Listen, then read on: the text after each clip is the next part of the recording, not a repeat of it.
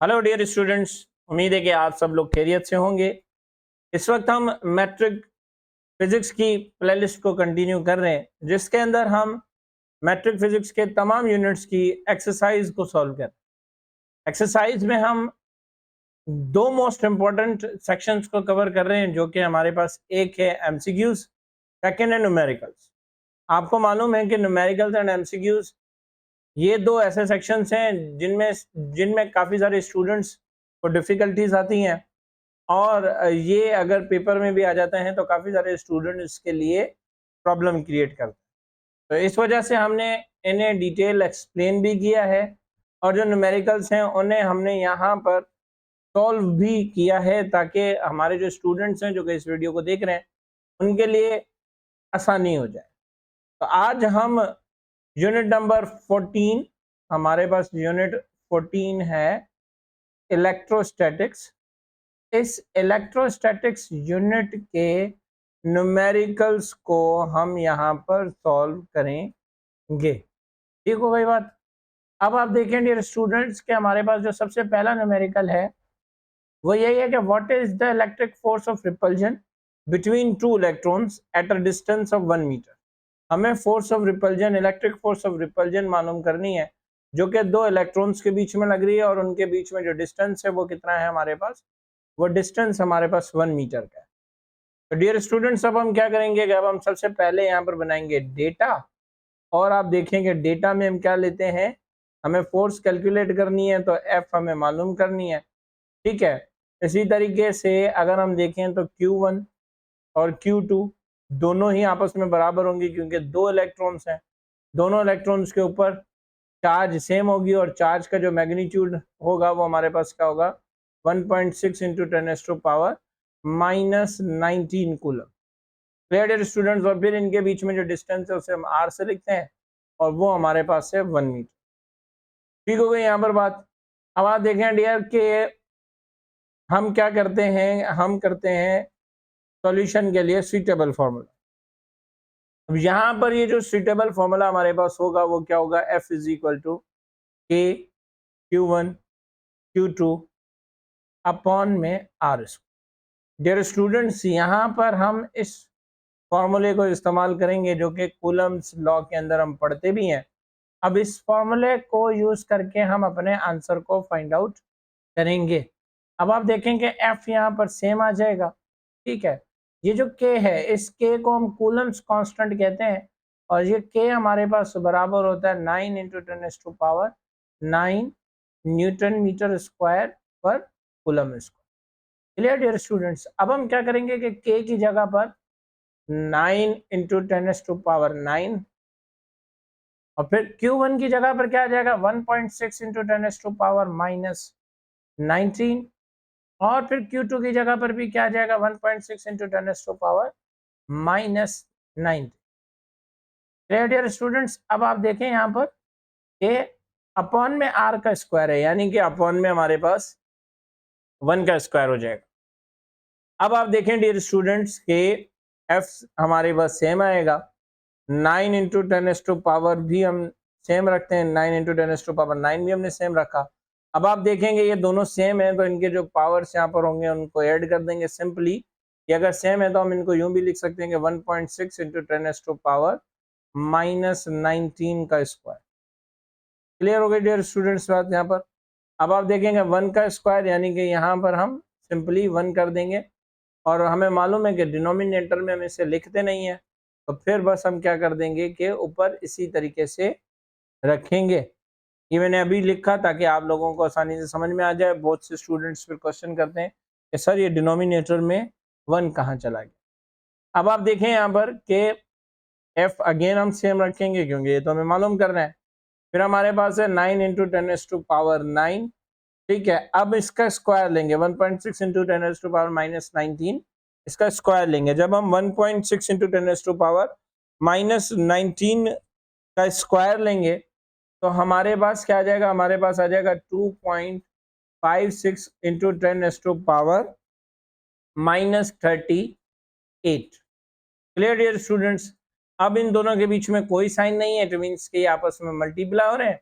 जब हम इन्हें मल्टीप्लाई करेंगे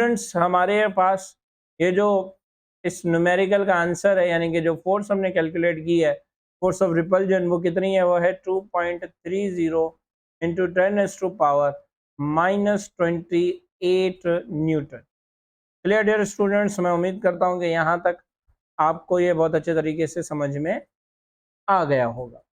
अब हम अपने नेक्स्ट न्यूमेरिकल की तरफ चलते हैं, जो कि हमारे पास न्यूमेरिकल सेकंड है। और इस सेकंड न्यूमेरिकल में हमें क्या कहा जा रहा है? इस सेकंड न्यूमेरिकल में हमें कहा जा रहा है कि 2 पॉइंट चार्जेस Q1 जो कि हमारे पास बराबर है 5 माइक्रोकूलम एंड Q2 जो कि हमारे पास बराबर है 3 microcoulomb are placed at the distance of 5 centimetre. What will be the coulomb's force between them? अब हमें यहाँ पर क्या बताना है? आप देखें कि मैं डेटा के साथ साथ आपको क्लियर करता हूँ। आप देखें कि हमें दो चार्जेस गिवन है। एक है हमारे पास Q1 जो कि हमारे पास बराबर है 5 माइक्रोकूलम के, और दूसरे हमारे पास है Q2 जो कि हमारे पास बराबर है 3 माइक्रोकूलम, और इनको डिस्टेंस पर रखा गया है, यानी कि R हमारे पास कितना है? 5 सेंटीमीटर। दो चार्जेस हैं जिनका मैग्नीट्यूड डिफरेंट है और उन्हें 5 सेंटीमीटर के डिस्टेंस पे रखा गया है। और अब हमसे कहा जा रहा है कि यहाँ पर लगने वाले या ये जो एक दूसरे पर फोर्स एक्सर्ट कर रहे हैं वो फोर्स हमें कैलकुलेट करके। तो डियर स्टूडेंट्स, यहाँ पर आप देखें कि हमें मालूम है कि जो Q का यूनिट है, यानी कि चार्ज का जो यूनिट है वो कूलम है, लेकिन यहाँ पर तो माइक्रो कूलम है।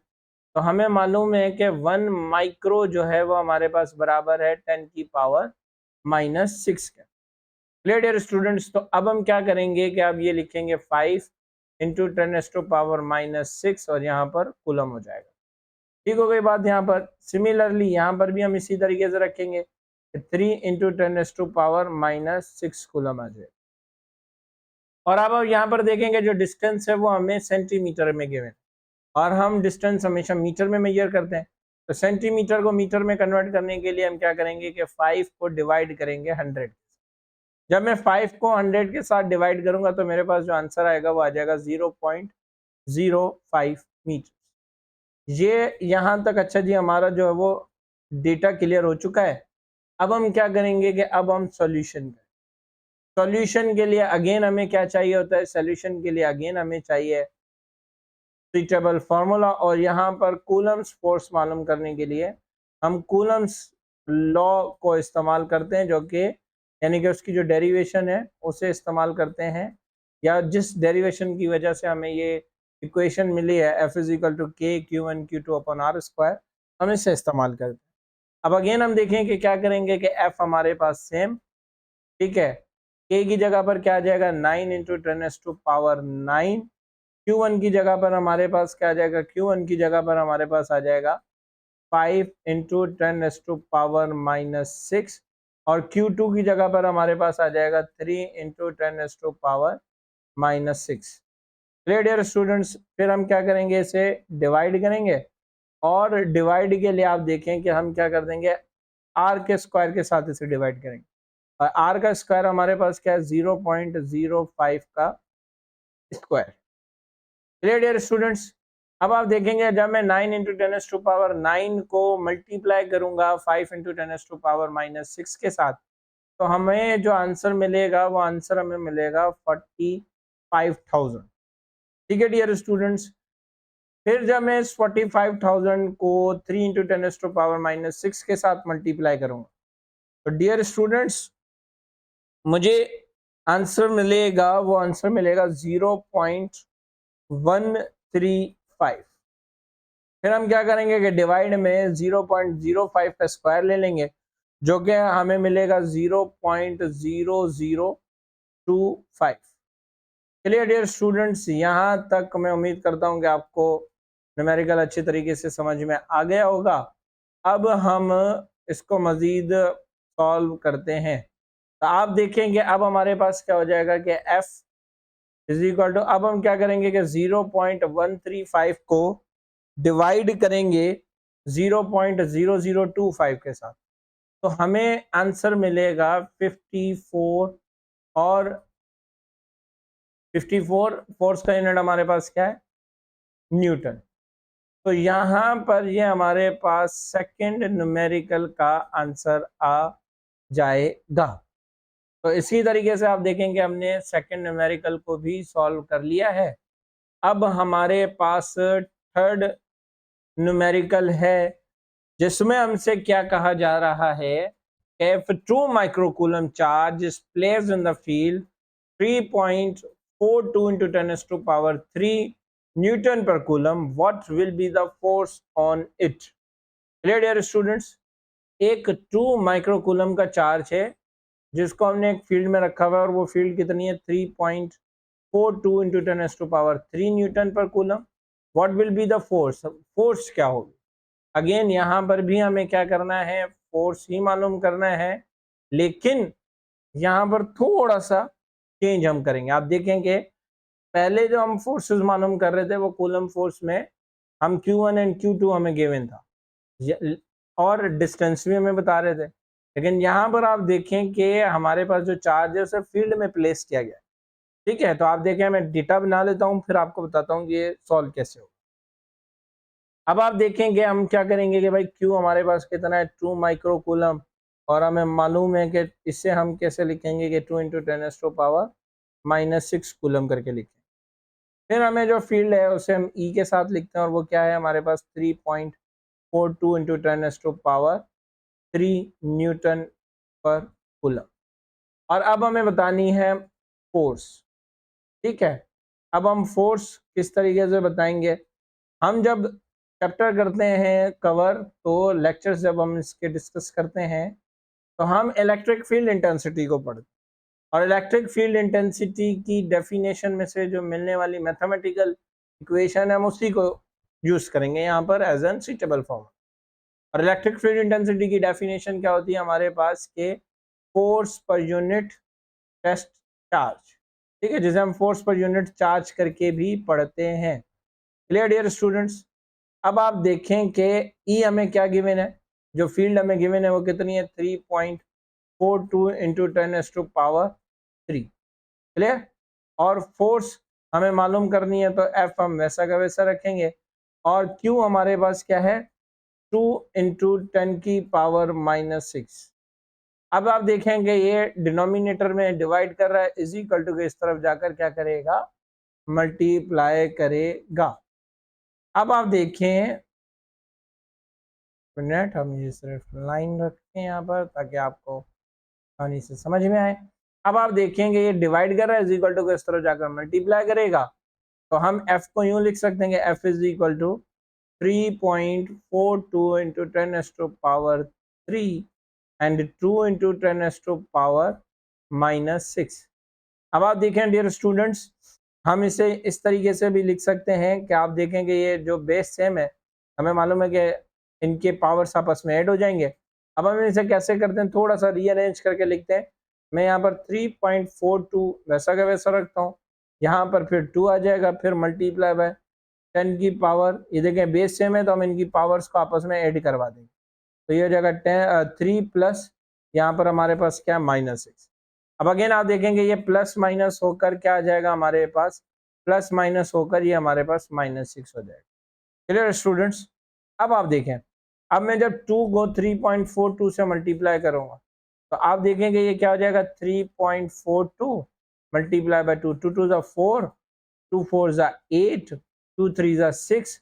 पॉइंट के बाद आप देखेंगे हमारे पास 2 डिजिट्स हैं, तो हम पॉइंट यहाँ पर प्लेस करें।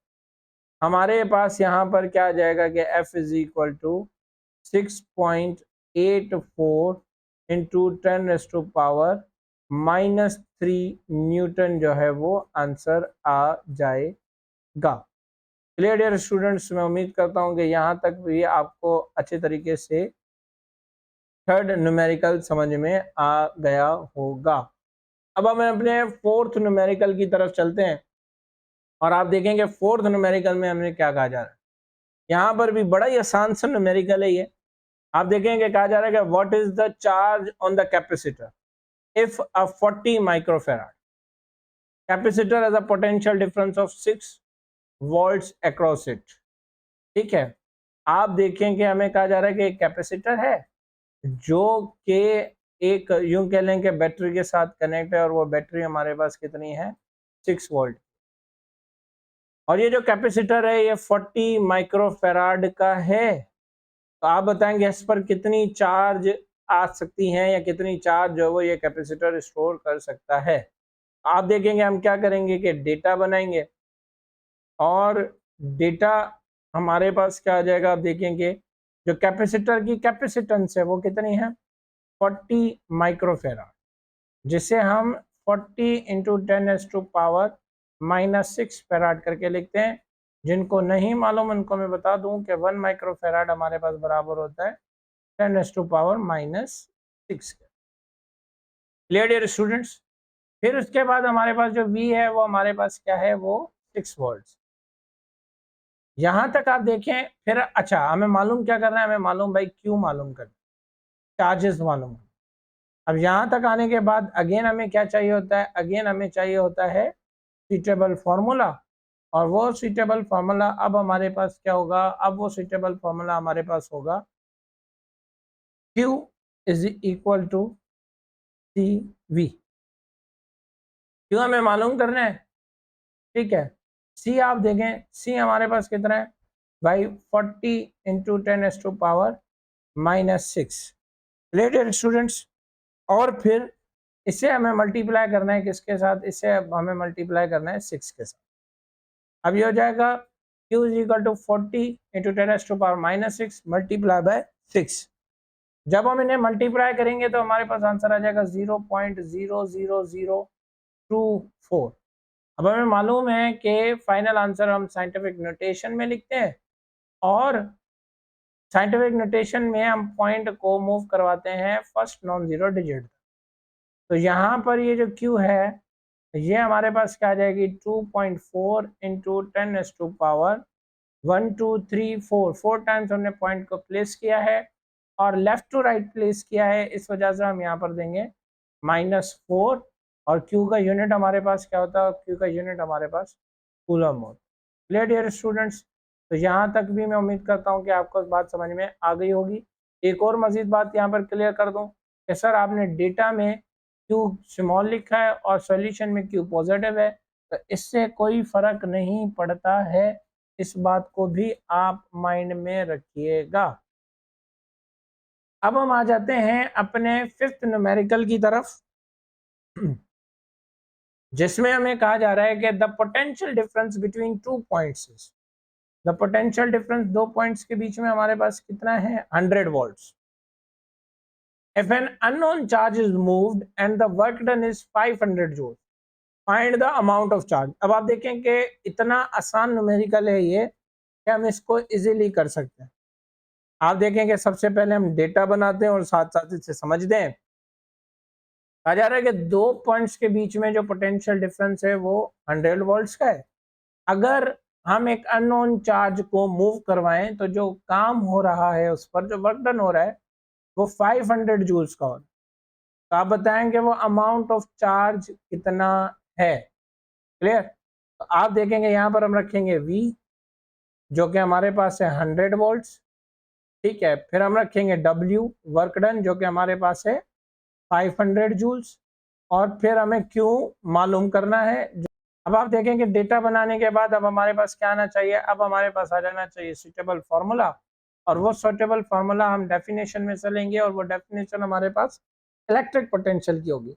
इलेक्ट्रिक पोटेंशियल की डेफिनेशन क्या है कि work done per unit charge, work done per unit charge is equal to electric potential. Dear students, इस फॉर्मूले को हम इस्तेमाल करेंगे और इसी ही के थ्रू हम अपने आंसर को फाइंड आउट करेंगे। अब आप देखेंगे V हमें गिवन है जो कि क्या है 100।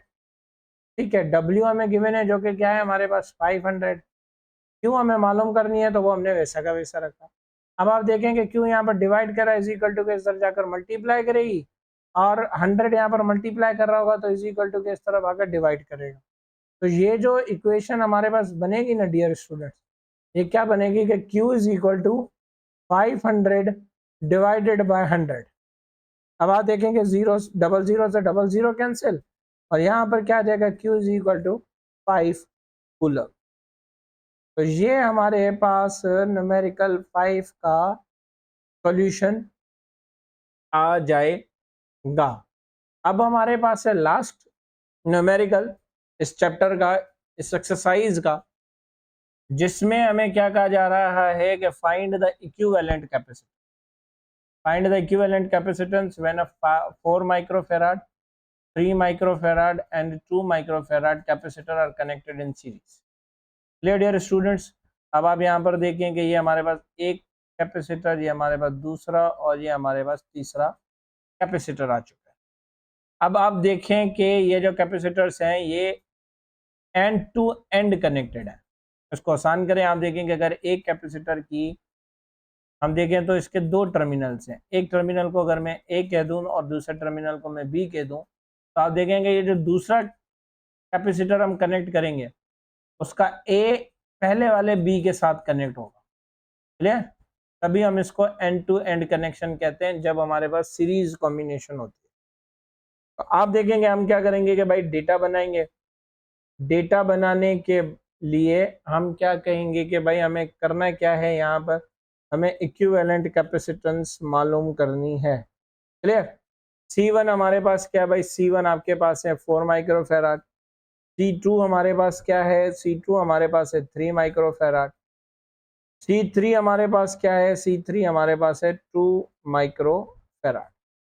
Clear dear students. इसके बाद अब हमारे पास है, हम स्विचेबल फार्मूला को यूज करेंगे। और वो स्विचेबल फार्मूला हमारे पास क्या होगा, सीरीज कॉम्बिनेशन के लिए हम पढ़ते भी हैं कि 1/C equivalent is equal to 1/C1 plus 1/C2 plus 1/C3। अब हम क्या करेंगे कि 1/C1 की जगह पर C1 की वैल्यू रख देंगे जो कि हमारे पास है 4 माइक्रोफैराड। C2 की जगह पर C2 की वैल्यू रख देंगे जो कि हमारे पास है 3 माइक्रोफैराड। और C3 की जगह पर C3 की वैल्यू रख देंगे जो कि हमारे पास है 2 माइक्रोफैराड। अब हम क्या कर देंगे, अब हम थोड़ी देर के लिए माइक्रोफैराड को साइड पे रखते हैं और यहाँ पर इनकी एलसीएम लेते हैं।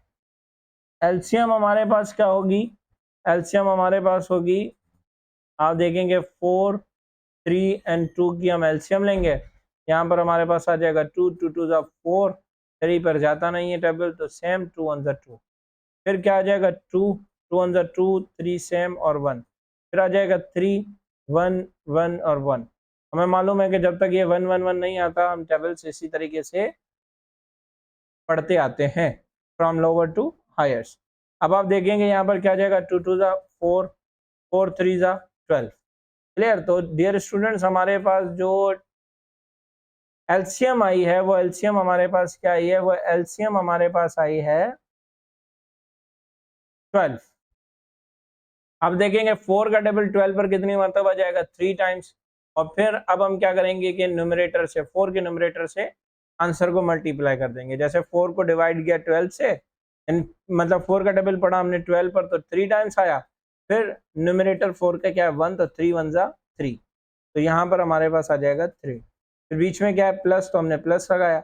अब 3 का टेबल पढ़ेंगे 12 पर और फिर जो आंसर आएगा उसे 3 के न्यूमरेटर यानी कि 1 के साथ मल्टीप्लाई कर। अब 3 का टेबल 12 पर 4 टाइम्स एंड 4 1 4 आ जाएगा। सिमिलरली अब 2 का टेबल पढ़ेंगे 12 पर और फिर जो आंसर आएगा उसे 2 के न्यूमरेटर यानी कि 1 के साथ मल्टीप्लाई कर देंगे। अब 2 का टेबल 12 पर 6 टाइम्स और 6 1 6 हो जाएगा। अब आप देखें डियर स्टूडेंट्स के हमारे पास क्या हो जाएगा, 3 + 4 7, 7 + 6 13, 13/12 हो जाएगा। Clear dear students. अब हमारे पास क्या होगा कि 1, अब आप देखेंगे अपॉन में ये ना, तो हमें इसको क्या करना पड़ेगा, इस तरीके से फ्लिप करवाना पड़ेगा। जिससे क्या होगा कि 1/CQ किस में आ जाएगा, 1CQ में आ जाएगा यानी कि इक्विवेलेंट कैपेसिटेंस। और यहाँ पर आ जाएगा 12 डिवाइडेड बाय 13।